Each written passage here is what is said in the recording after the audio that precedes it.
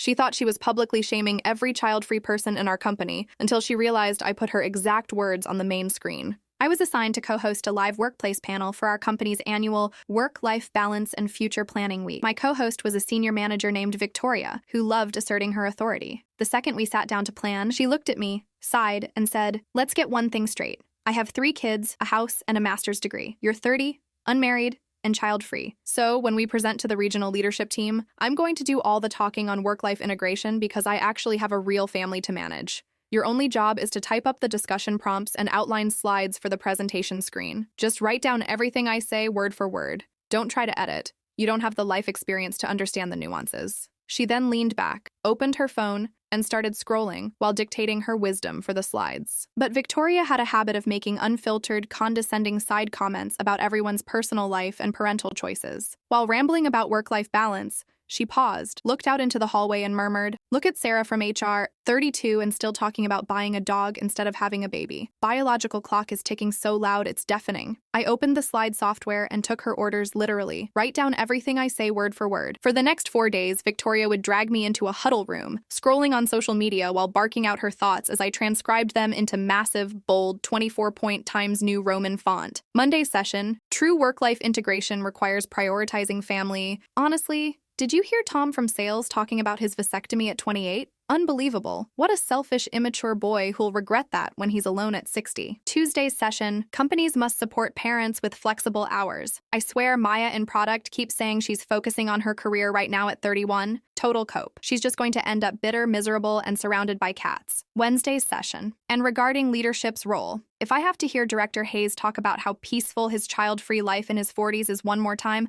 I'll lose it. He's just running away from real adult responsibility. By Thursday, I had 15 slides packed with her exact words, side comments included. When I asked if she wanted to review the draft, she scoffed. Why would I review my own brilliant insights? Just set the deck to auto-advance every 30 seconds. My timing is impeccable. The night before the presentation, she texted, "Did you write down every single word like I told you?" I replied, "Every single word, exactly as instructed." She texted back, "Good. At least you know how to follow directions." The next morning, the auditorium was packed with over 100 employees and executives, including Sarah, Tom, Maya, and Director Hayes. At 9 a.m. sharp, Victoria strutted up to the main stage, held her mic high, and began, "Good morning, everyone. Today, we're discussing what it really means to build a future and balance life's greatest priorities." The title slide looked clean. Then she clicked to the second slide while continuing smoothly. "When we look at personal fulfillment." The room went dead silent. In the third row, Sarah from HR gasped as she read the large slide describing her ticking biological clock, her face turning bright red. Victoria, oblivious, kept talking. The slide deck auto-advanced. By slide 3, Tom from sales was staring at the screen in disbelief, reading Victoria's breakdown of his personal medical decisions